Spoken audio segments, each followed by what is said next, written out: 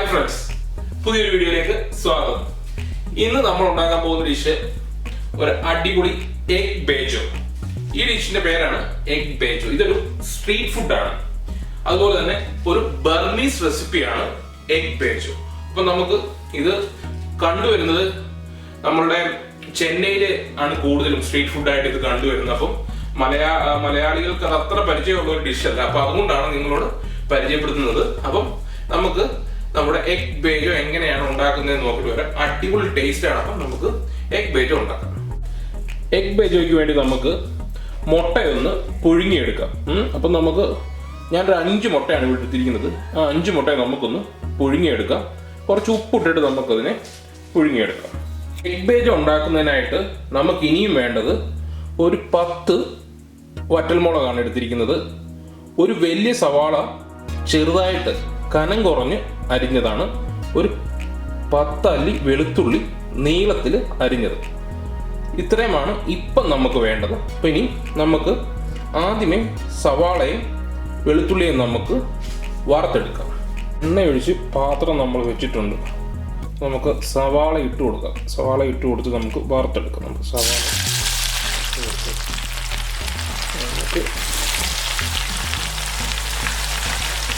സവാള വറുത്തെടുക്കാം.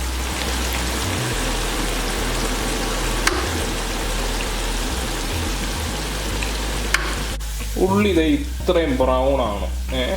എന്നിട്ട് നമുക്ക് ഇത്രയും ബ്രൗൺ ആവുന്നവരെ നമ്മൾ വറുത്തിട്ട് നമുക്ക് പ്ലേറ്റിലേക്ക് മാറ്റാം. സവാള നമ്മൾ വറുത്ത് മാറ്റി വെച്ച് ഇനി അതിനൊന്ന് തണുക്കട്ടെ. വെളുത്തുള്ളിയും നമുക്ക് അതുപോലെ തന്നെ എണ്ണയ്ക്കകത്തിട്ടിട്ട് വറുത്തെടുക്കാം. നമ്മൾ ആ മൊത്തം വെളുത്തുള്ളി എണ്ണയ്ക്കകത്തിട്ട് നമുക്ക് വറുത്തെടുക്കാം.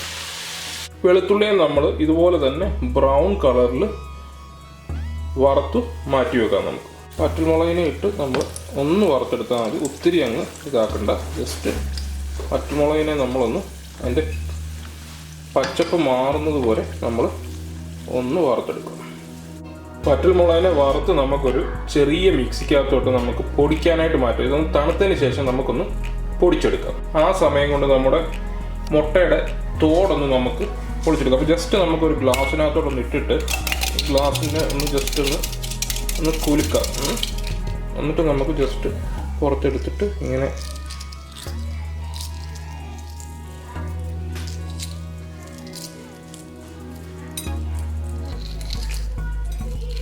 നമുക്ക് വെതുക്കെ ഒരു ഈസി ആയിട്ട് നമുക്ക് നമ്മുടെ മുട്ടയുടെ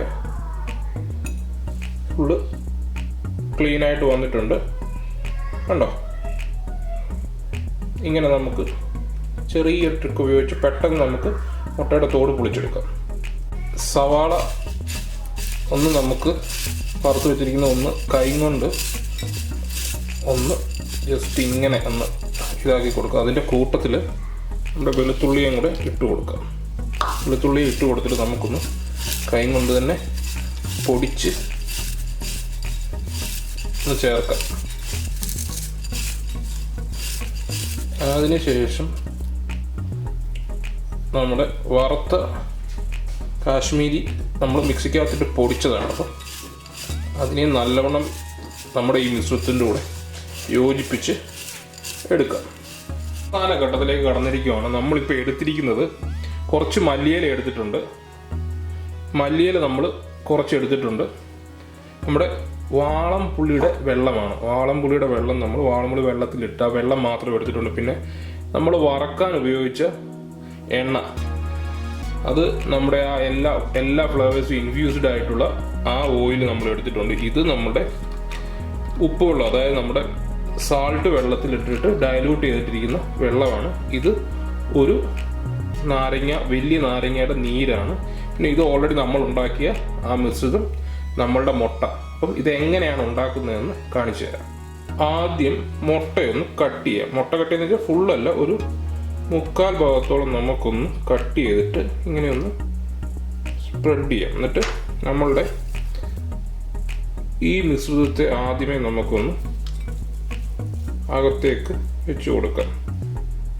അകത്തേക്ക് ഒന്ന് വെച്ച് കൊടുത്തു. എന്നിട്ട് നമുക്ക് ഉപ്പ് വെള്ളം, നമ്മൾ ഉപ്പല്ലാതെ ചേർത്തിട്ടില്ല. അപ്പം ഉപ്പ് വെള്ളം നമുക്ക് കുറച്ച് എത്ര വെച്ചിട്ടാണ് നമ്മൾ ഉപ്പ് ചേർത്തത് അതിനനുസരിച്ച് കുറച്ച് ഉപ്പ് വെള്ളം ചേർത്ത് കൊടുക്കുക. പിന്നെ നമ്മുടെ ഓയിൽ അതിൻ്റെ മുകളിലേക്ക് ഒഴിച്ചു കൊടുക്കുക. നമ്മുടെ പുളിയുടെ വെള്ളം കൂടെ നമുക്ക് ഒന്ന് മുകളിൽ ഒഴിച്ചു കൊടുക്കുക. പിന്നെ നമ്മുടെ നാരങ്ങാ നീരൂടെ നമ്മൾ ഒഴിച്ചു കൊടുത്തു. എന്നിട്ട് നമുക്കൊരു മല്ലിയിലയും കൂടെ വെച്ചു കൊടുക്കാം.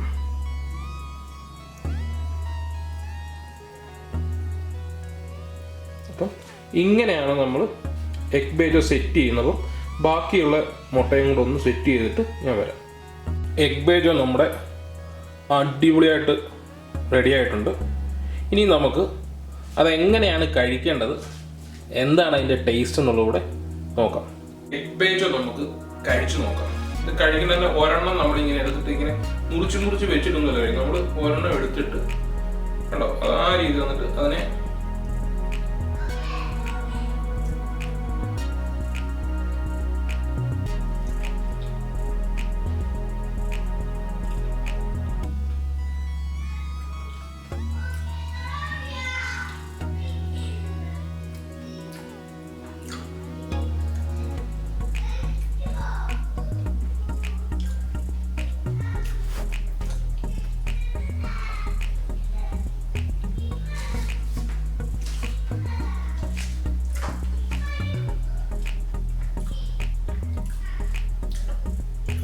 ആ ഒരു മുട്ട നമ്മൾ 2 കടിയും കൊണ്ട് തീർക്കണം.